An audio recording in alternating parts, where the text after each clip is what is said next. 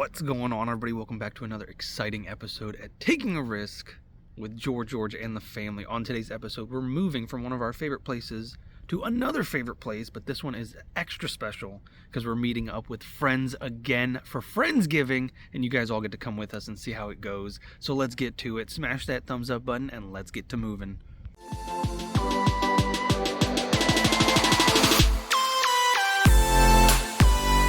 Alright, I got my cup of coffee. Let's check out what kind of day it is. Ooh-wee. It is really chilly, even though it looks beautiful out here. It's only about 50 degrees. We've got a little bit of packing up to do still. Oh, it tastes so good. Finally found the coffee that we really like again, or at least I really like. But we did some packing up yesterday. Oh, it's New England's butter pecan, for those of you that are wondering. I drink it straight black. Alright, so, gotta put the bikes away. Those go in the bay. Gotta pick up the floor things here. Carpets. Got some trash that I gotta pick up and throw away. Gotta put the clam away. Gotta pull the bench out of there. The kids all had a sleepover last night, which is wonderful. This is their first one ever. They're right across the way at our neighbors, our friends, and I spent all night crying and missing them. No, I spent all night actually eating their candy from Halloween. All I gotta do is pack all this stuff up, and I'll be good to go out here. Then I gotta do water and sewer and stuff like that, but the inside is worse, which is surprising, not having any kids. Before I move on with my day, this is something I was supposed to actually do yesterday because I knew it was time consuming, but I honestly forgot. I was literally thinking about it all of whole 2 weeks. I was thinking about doing this, but literally forgot the day before like I was supposed to. And now I have no clue what I'm doing, so I'm actually watching YouTube videos on what I'm supposed to do, and this seems like a nightmare. And it's honestly something I don't hear many, if any, RVers talk about, and it's packing your bearings. I know I've heard that term before. I'm sure you at home have heard that term before or know what you're supposed to do, but as a new full-time RVer, new to RVs in general, we've only been doing this for a year, and before that we had zero experience with RVs. I had no clue that you were supposed to pack the bearings, and what that means is you're actually supposed to rotate out the grease that's in there to make sure that you have enough grease in there, lubricant, so that your tires will actually stop when they're supposed to and spin when they're supposed to as well. And the video I just watched made it look very easy, except of course in the RV life it's something you never see. Things do go wrong, but luckily the guy actually kept it in the video of what can go wrong. But what he did in the video is he actually jacked up the one tire that he was working on, that way you can rotate it freely while he was packing in his grease, and he used almost 4 canisters of grease. And my friend who was here a few weeks ago, who told me that I was supposed to do it, because when we were pulling into this site and we were hanging out with our friend's RV was getting worked on, and we were wondering why. And finally they told us that they never ever packed their bearings, and it actually seized up on them while they were trying to pack them, because they were finally told, hey, this is something you're supposed to do, and they were like, oh my goodness, we've never done this, and they've been doing it for 2 years. So I'm a little nervous because they actually had to have their entire tire replaced, and a whole bunch of other stuff went wrong, I guess. And I'm not ready for that. So hopefully this will go the way I need it to, but this is going to be a lengthy process, and I don't have enough grease. I only have 1 canister. I'm also supposed to grease up something else. Something over here, the way it looked when my friend was telling me, it looked like he put it just right on these nuts right here, these bolts, and the grease is supposed to just go through, but I don't see how that's possible. How is grease supposed to go through that? But anyways, what I just learned about packing the bearings is right here on the tires, and there's 4 tires on this thing, and you're supposed to pack each one.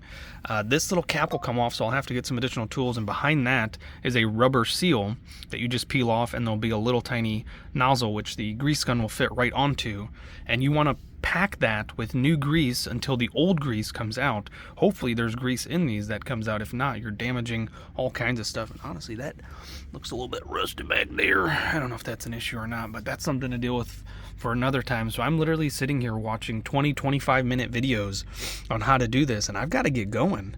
We've got a lot to do. Luckily our drive today is really short. We're only going up the street, not necessarily up the street, but we're only going about like 100 miles or so today. So a very short trip, and oh my goodness, now that I'm underneath here, I'm finding all kinds of other issues. Look at this seal. That is not good. Oh my goodness, that is not good. It has been a few months since I sealed these, and you can see it's already, that was a few months too long. So this is probably gonna have to all be replaced now. This looks like it was pulled apart or cut up by somebody.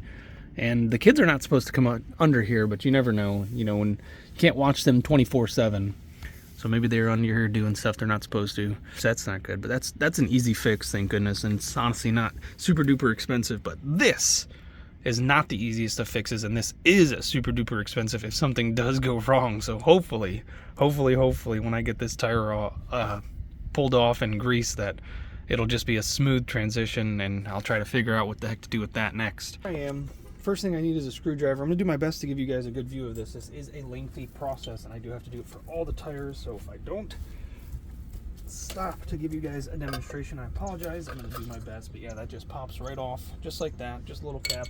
And inside here, you can see there is a tiny rubber gasket, that Dexter Easy Lube, and this makes it so much easier because in the old times, or at least you still have to do this every once in a while, and it's honestly better to do. According to the video that I watched, you're supposed to actually take this apart. You're supposed to dismantle the bearings.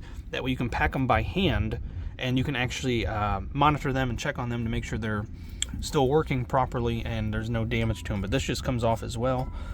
They recommend having some gloves, if you will, but of course I'm too stubborn to have gloves. And napkins, because you will be wiping the old grease off of it.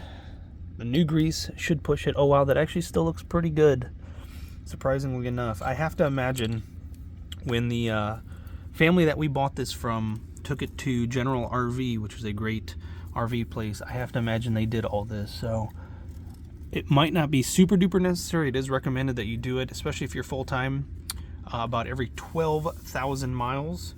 And I think we are just about at 12,000 miles, if not a little bit more. Probably actually a little bit more. Our truck, when we got our truck, it had 6,000 miles. Sorry, I had to take a sip of my coffee. And now we're hitting about 25,000 miles. So now the truck wasn't always used for pulling the RV. It was used for just driving around in general. So we're probably looking at about maybe 15,000-ish miles or so, which is a good amount of time. And honestly, watching that video gave me a lot of relief, because people were making it seem like you should be doing this every couple of weeks if you travel full-time, which we don't move around that often. We do sit still for a long period of time. Like for instance, this stay here at this park was 3 weeks. So the RV hasn't moved in 3 weeks, and it is recommended that you have your tires off the ground, but of course I don't. That way when you're greasing it, you can rotate it as well. That way the grease is distributed evenly. But I'm not sure. That actually looks really good. So maybe I won't stress about this time. I'll check the other ones to make sure that the grease still looks clean as this one does. It's still all up in there, which is good. When they did his in the video that I watched, his grease was non-existent in this part right here. You couldn't see it in there, and it was dirty. The grease that was there, you could see there was a little bit of grime in it. So, but I might as well show you since I have it off, just in case I don't get to do the other ones. This right here is a grease gun. As you can see, there's a lever for pumping out air and pumping out grease, and then of course just like a caulk gun, you have the nozzle that helps push the grease through the tube and out through the hose. And what you would do is you take this end right here, and it just fits perfectly on that little gold nozzle right there. You just put it in there and you push until the grease will go in, and it'll circulate around and push all the other grease towards the sides here and out, and then you're supposed to just wipe it as you go along with your napkin. So I think I'm gonna give this just a couple of spritz just in case, you know, maybe get some extra grease in there, but I don't think this needs a whole new packing. So let's see. This will pump. Oh, grease is already coming out of it. So this is already ready to go. Napkins.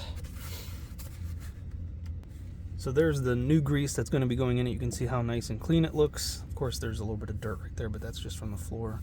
But compared to the grease that's in there, that looks a little tarnished, let's just say. So let's just pop this on.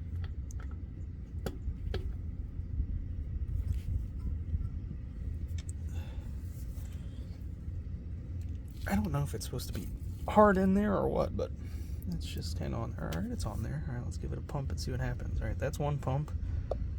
2 pumps. Oh, I can hear it. Oh, got some air bubbles. There we go. Definitely would help to have another set of hands. I'm pretty sure grease is going in there. This is not a quick process. In the video, it did look quick that I watched, but he did make sure to mention that this does take about 10 minutes to get that grease to go in and circulate and for it to push the old grease out. And they also mention several times to not over grease it, because then you'll have grease leaking everywhere and it could potentially go onto your brake pad and your rotary disc, your brake disc, and then you won't be able to stop. So that's bad. All right, and then they just wiggled it off. I know I'm stopping a little early. I think they just wiggled it off. There we go. Whoops. All right, well, I can definitely tell grease went in there. Now, let me clean that up really quick.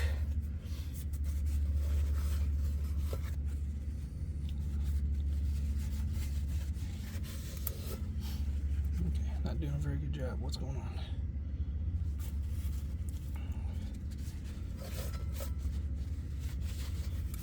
Okay, there we go. All right, so I'm gonna add just a little bit more. You know, it does kind of look like it's coming out.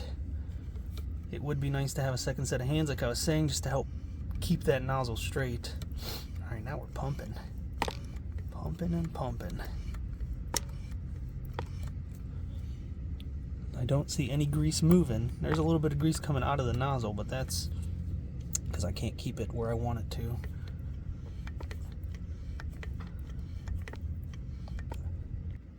Alright, and to save time, I did edit out me just sitting here pumping, but the grease did start to come out just a little bit, so definitely should have enough grease now. I cleaned it up.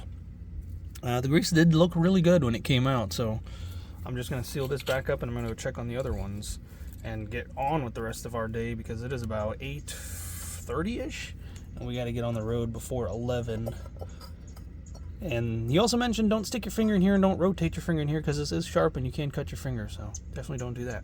This honestly isn't the hardest thing to do in the world. That was a very simple process, but if you're not comfortable doing stuff like this, I highly recommend that you seek professional help. I'm just too stubborn and don't have money to pay people to do stuff like this, especially when I know that I can do it myself. But it definitely helps for me to go on YouTube and watch several videos. I don't just watch one video and take all that advice, unless it's a really good video that has thousands or hundreds of thousands or millions of views and the comments are very positive about that. That's the way you're supposed to do it. And that's another good place to check in a video like that, is the comments, because everybody and their mother on the internet in the comments is an expert. So always make sure you read through as many comments as you possibly can to make sure that the person in the video is doing it the way they should. So once again, if you're a full-time RVer, this is definitely a necessary process, and if you're not comfortable doing it yourself, please take it to a mechanic, a professional, an RV mechanic professional. And there are several RV techs that are mobile. They come to you, so you won't even have to go anywhere for the most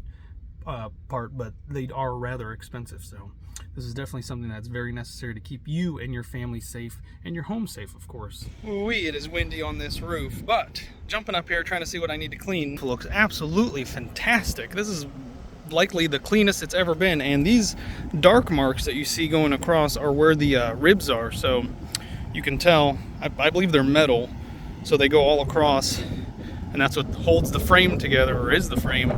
But something I noticed, which this must have just happened because I've been up here several times since I installed these, and these little snaps finally snapped. I think I may have tightened this one probably too hard, but it looks like this cable may have been just wiggling, and this is the cable for our Halo View camera system that I installed not too long ago, so I'm gonna have to figure out something to do. Looks like that one's good. These two, this one, when this probably broke, this probably started rattling really hard and snapped that one off. But this roof looks phenomenal. Super duper clean. I swear a few weeks ago it all looked like this, and I haven't been up here to really clean it, so this is self-cleaning, I guess? I don't know. But what I have done, you can see I cleared a path right here because you can see the water goes that way. I was having issues, and it still looks like I'm having issues It must have broke. Oh man. I came up here and I put sealant on the other underside of this. Of course, I did a better job in certain areas than others because the water is going inside the little gutter right here and then just leaking out. That's not good. So I'll probably have to refix that, but it's really hard with the AC constantly running all the time because of how hot it is, and of course it would shut off as I say that. But anyways, what'll happen is the whole reason I did this is because this is where my bed is.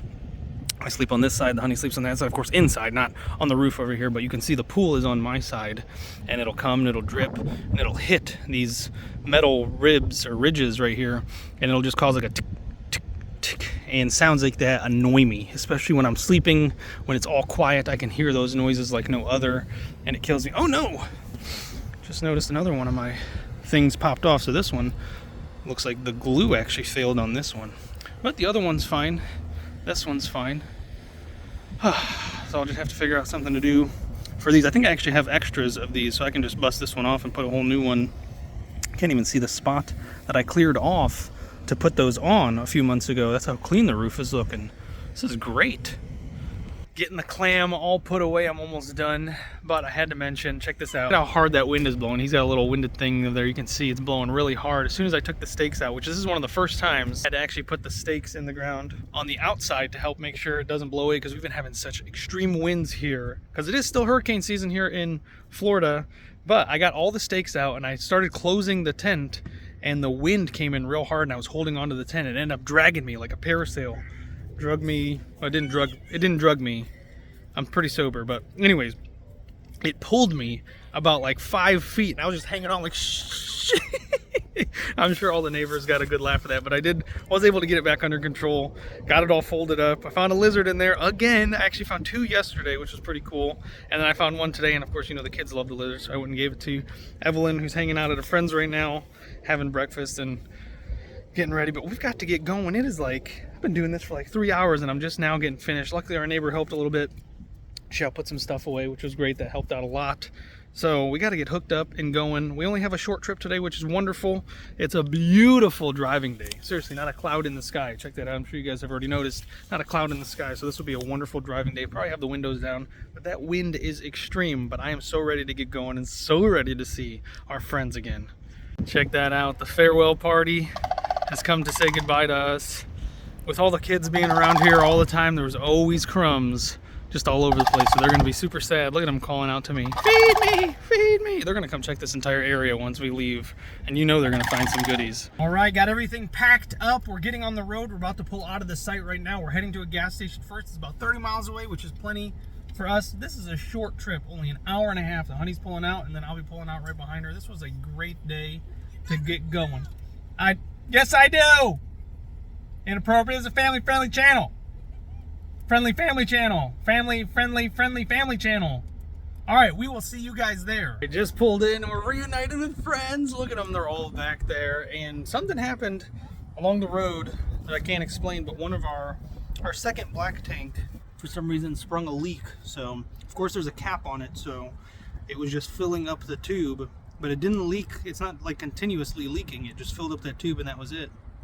And I could see it was dripping. We stopped and got gas and it dripped a little bit at the gas station, and that's how I noticed, but there's nothing I could have done at that point besides just get to our destination, which I did. And I just went to go hook it up, and there's literally nothing I could have done to prevent what happened. I'm sure there's people out there who can guess, but I had to hold the hose underneath it while I gently turned the cap on it and got it to just come out a little bit, but of course my hand that was too close to it got splashed on my pants, but went and washed that all off, used super strong soap, and that smells good, and washing my pants right now. Luckily we have water already turned on, but setup here was a breeze. This was actually, when we first started RVing a year ago, this was the hardest. It was when we just first started.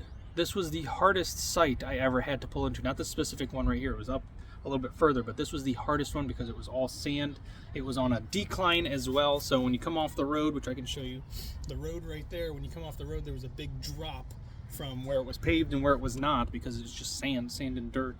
But I ended up causing a whole bunch of like trudges, or I think that's what you call them when you're digging out sand and stuff like that with the tires, because it's so heavy. It was just making so many of those trudges, and I didn't have room in front of me like I do here. There's literally a tiny little van just in the spot in front of me, so I was able to back up the way I needed to, pull all the way forward, and then back it up nice and straight the way I want it. That was wonderful. This was a much better experience for me this time.